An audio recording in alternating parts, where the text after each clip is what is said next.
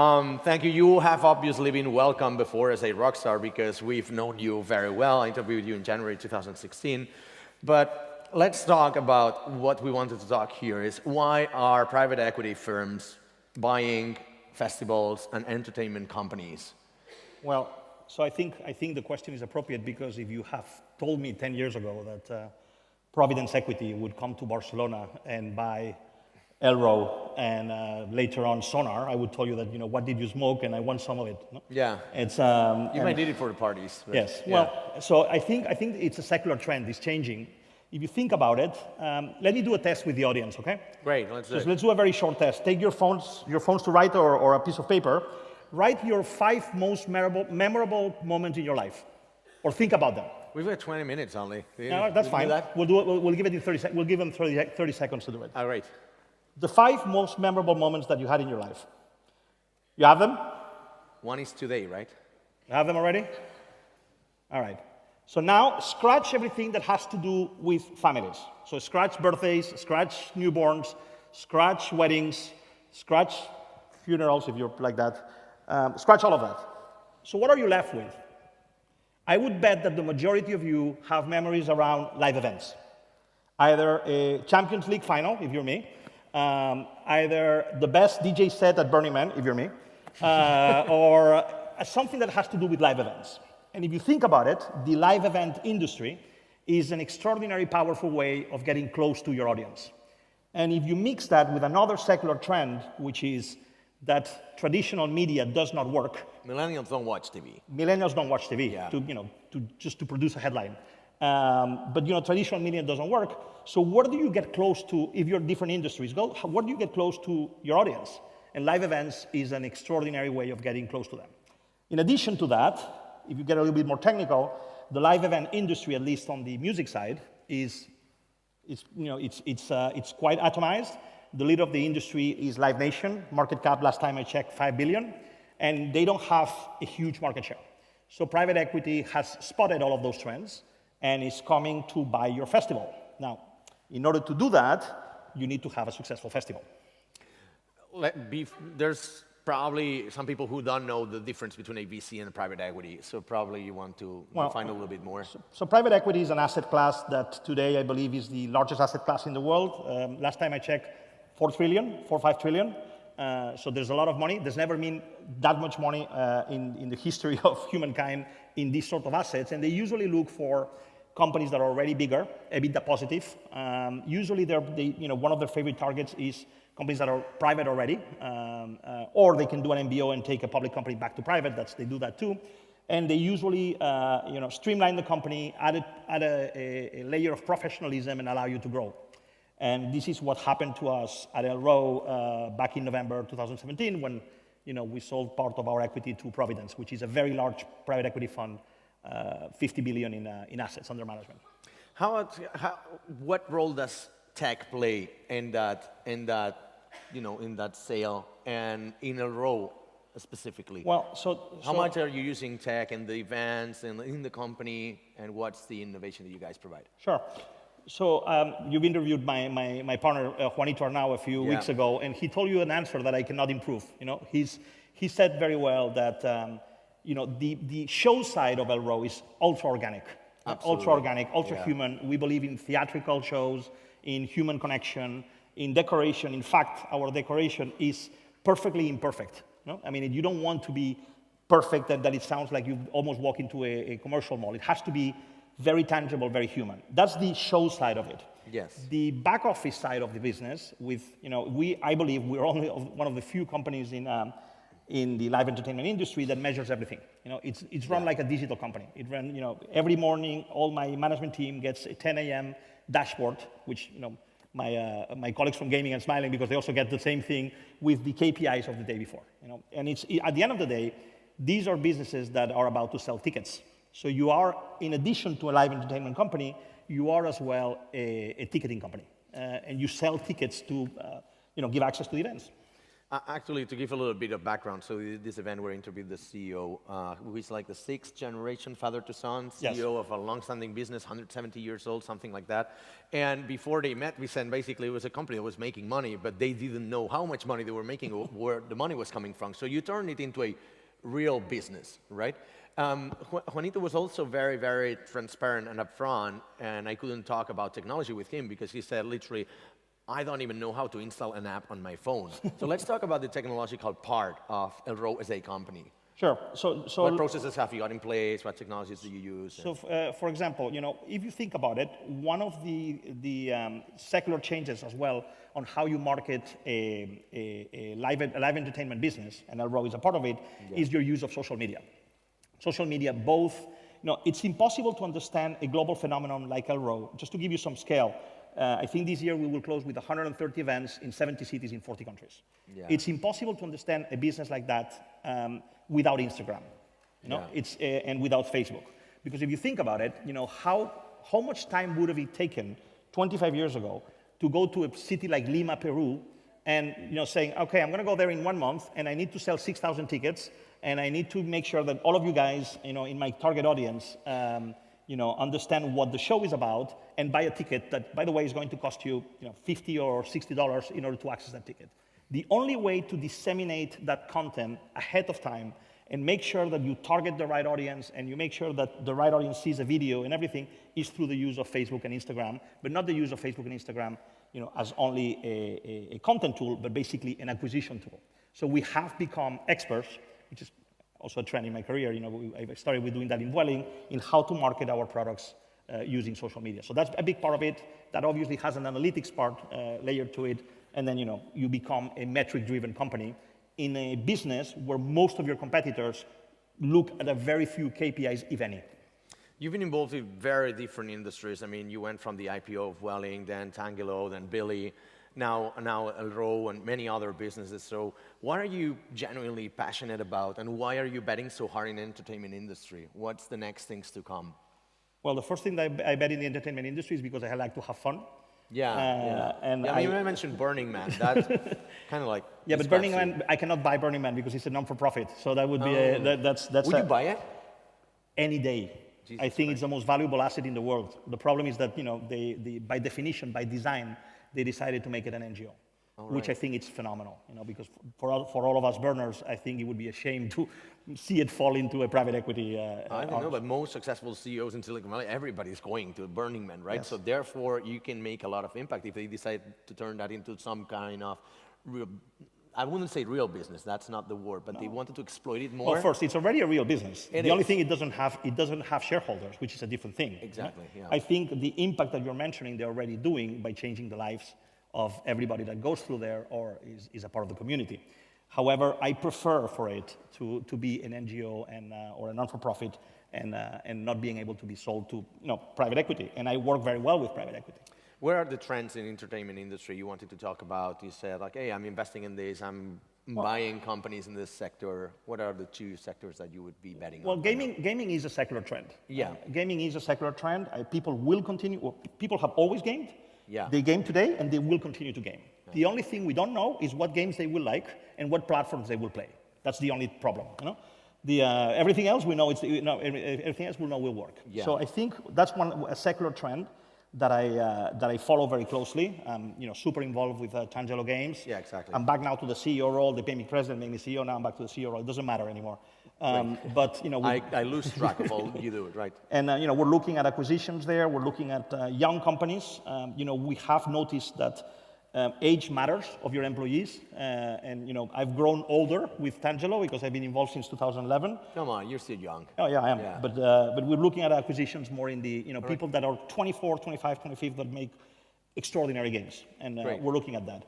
Another secular trend that I see is how millennials, the tail end of millennials and Generation Z is behaving, and that's going to have profound effects on entertainment. And just to give you some headlines, they drink less, they take care of themselves, they're obsessed with their cell phones, and they do also, especially on the male side, they love sports betting. So that's one of the areas that I'm looking at as well, because this is one of the things that is changing. That's a controversial industry. There are a lot of reporters, if you know John Oliver and maybe also Jordi Évole here in Spain, they have been sort of dissecting it and saying like, hey, not everything that shines is gold, right? So, Sure. So I think, what can you tell about that and what well, is... I think there's two viewpoints on everything that has to do with how people have fun. Yeah. One of them is buried under the closet, and people will do it anyway. Yeah. Or another one is let's regulate it, let's put it on the surface, let's tax it, and see what happens. You know, another secular trend, which, let's be clear, I'm not investing in, nothing against it, is marijuana. And Yeah. marijuana is another secular trend. It's becoming a huge market capital story in North America. Yes. It's coming to Spain, by the way. It is coming to Spain. I'm talking about legal marijuana. The other one has been there forever. Yeah. And that's another secular always, trend. yeah. So going back to your question on sports betting, I think sports betting is something that has always happened. Remember La Porra, for those of you in Spain. You know? So we've always played it. The only thing is when you play La Porra, there's no tax. Yeah. And there's great companies that have scaled it in regulated markets. It is regulated in Spain since a few years ago, and it will continue to grow because millennials and Gen X and Gen Z love to do that. So that's going to happen. Another thing that is changing is how you market all of those entertainment products. And I think here, we've spoken about it before, traditional media, it's problematic. They have, if you look at their averages audiences, TV, radio, outdoor advertising even, obviously the average goes down slowly. That's because the older guys still watch it or still listen to it or still read the newspaper. If you look at the demographics of traditional media on the younger side, it's catastrophic. Yeah. So I think the way you market entertainment products is very important, and that's one of the reasons that I've just become a partner in an influencer marketing company, specifically around YouTube, called UPlanet, for those of you that are interested, and I'm also a big believer in that trend. You're a box of surprises every time they interview you. You've got something, you come up with a new company. So is that the only one you're getting involved in? And how much can you tell us about this Well, new there's company? a limit of the time that I can dedicate to these companies. I have now 3 kids. Yeah. So that's another of my present investments. And no, I think for now I'm there. But I think I'm like you in that. We like the next big toy is very interesting. So Yeah. So I like to be always be fresh and interested of what's happening now. Why influencer marketing? Why going there? Did you spot because nobody else was doing it, or because it's already consolidated? The numbers are extraordinary. Yes. If you look at Because you're an investor as well. So what was the KPIs that you were measuring? Well, there? it's basically the sheer audience that influencer-driven marketing is getting at a very reduced cost, because most of the content they generate is self-made. Long gone are the days of big productions of spots. Remember, we were 10, 15 years ago, all those agencies with like big budgets to create movies around, all of that is gone. Right now it's about the right influencer, the right target, and the right person speaking for you. And if you look at what my 13-year-old is doing, and my 8-year-old, by the way, they only watch YouTubers. It's not that they watch YouTubers and something else. They only watch YouTubers. Because I've seen, even in the influencer marketing, there are certain categories, right? Of course. And there's the huge influencers that have got millions and millions of followers.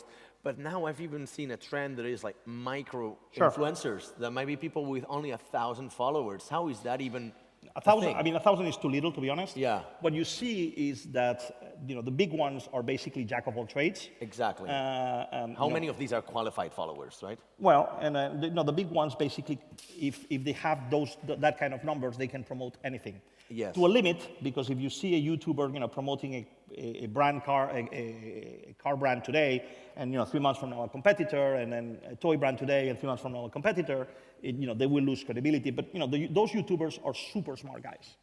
A year ago, when I decided to be interested in this company, I actually spent a full weekend with them in a castle in the south of France, and I was expecting, basically crazy teenagers, running around with their phones. And sure, there was a little bit of that, but the majority of them impressed me because they know their KPIs as well as you and me. They know what works, what doesn't work, what time they need to upload their Instagram video, and they are basically mathematicians with their own content.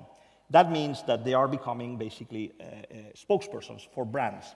However, the trend that you're seeing today in the US is that the majority of them is monetizing, creating their own brand around themselves, usually around beauty or cosmetics, which are easy verticals for them to endorse.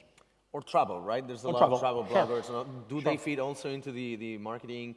Sure, and education as influencer well. industry? At the end of the day, look, every sector needs media that works, and that's one of the things that will happen. One of the things, like for instance, I follow this guy who's Peter Levels, and he created Nomad List and a bunch of super bootstrapped companies. And the guy is really famous because he builds companies 100% bootstrap, lots of bots, and it's only him working. Right. And he generates, I don't know how many millions a year, and he's fighting companies that are VC backed, right? He's sort of an influencer, but he has never been branded as an influencer. But when he recommends things like, oh, like this travel bag, I will fucking buy it because I know it's great. He spends his life on the road, right? So what happens with people who are skeptical of these influencers like me? If I see somebody's an influencer, it's like, I'm not buying shit from this guy. Well, you and I don't really count. No? We're the 1%, right? And what counts is We're the best. The huge amount of millennials and Gen Z that do follow this advice. Yeah. I believe, at the end of the day, you are seeing, for example, let's take the retail industry and the fashion industry. You're seeing brands that were basically almost going dead that are reviving through very smart and well done influencer marketing. Yeah. And some of them that had a great retail presence and are becoming irrelevant because they have not played the trend well. Great. So at the end of the day, I think marketeers around the world need to understand that this is a secular change and it has changed. Most of the problems come when your CMO is 50, by the way, I just turned 50, and only goes to lunch with your media agency guy that is also 50, and there's an entrenched relationship there about buying traditional media and the paybacks and the rappels and all of that. The industry takes time to change, but the secular change from an audience point of view is going that way.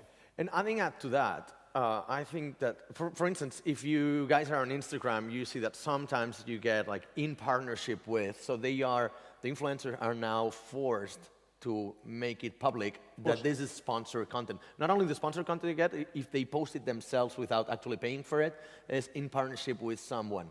So how is this transparency changing the market? Is it really affecting the worlds of YouTubers? Is it coming anytime soon? Of course it will. I mean, at the end of the day, look, the amount of power that the platforms have is enormous. At the end of the day, most of this power is concentrated in very few companies. Yes. As far as broadcasting, influencing marketing is basically Google and Facebook. Amazon is not really today a place where you find a lot of influencer marketing, although there are people that do vertical stores and all of that. And they have a responsibility because they understand that this is an incredible business going forward, but they need to make sure that people know when you're selling something and when you're disseminating content. However, there's still a lot to learn from everybody around the industry. At the end of the day, what's clear is that media has changed. Media has completely changed. And the fact that a few corporations had control of what you were broadcasting is over. And that has effects, among other things, in politics. That has an effect on everyone, because some platforms really force you to be very clear and transparent with the paid partnerships. Some of them don't, right? So where does trust begin and where it ends, right? Before wrapping this up, I want to say you're involved in a lot of companies, and one of the ways you get involved with companies is actually buying them or becoming a partner of the company. So what are you actively looking for right now? Is there any kind of company we can help you to meet, or? Not really. I mean, to me, the main driver is, I always tell this to the entrepreneurs that I work with, is the main driver is, will I have fun spending time with you? Yeah. I'm at a point in my life where, really, the only thing that matters to me is spending time with interesting people, people that I have fun with, people that I share values with. And this is the main filter for me. I also need to understand the underlying trend. I've used this expression a lot today. And I need to understand that this has an opportunity of creating a lot of value down the road. But the main filter for me is people that I actually like spending time with. I'm done with going to work to spend time with people that I like. Great. 2 quick questions, if you can be like 20 seconds each. Okay. First of all, is this also an opportunity? The events industry, conferences, and all of that is something you're actively looking to get involved with? I don't know. You probably remember, when we started with all of this internet thing, lots of people said the conferences are over, and they've never been healthier. So I think some people that misunderstand trends. I think human connection is extraordinarily important. By the way, private equity buys conference businesses. Not ours. We're not for sale. Right, sure, like Burning Man. Yeah. So Providence bought Clarion, which is one of the big conference industries. I think conferences are becoming more important, more specialized. They're regionals, they're global, and they continue to be a great place to meet people. So I don't see a cloud in the conference industry. Last question, and you know it, it's always like this. So what's your useless superpower? It's a classical of you, huh? That's a classical, but I think like you're able to give a different answer. I don't remember which one you gave in January 2016. Well, no, so let me switch it a little bit. So it might be useless for most of you, but it's very useful for me and for my wife who's in the audience. Yeah. So All right. you know, usually when in normal life, I always get lost in the streets. I never know where to go, north, south, east, west. I'm a disaster. You're in Barcelona right now. Barcelona, Yeah. London, New York. I go there all the time. I never know where I am. Great. At Burning Man, magically, in the middle of the desert, I always find my way. Magically. Magically. Give it up for Vicenç.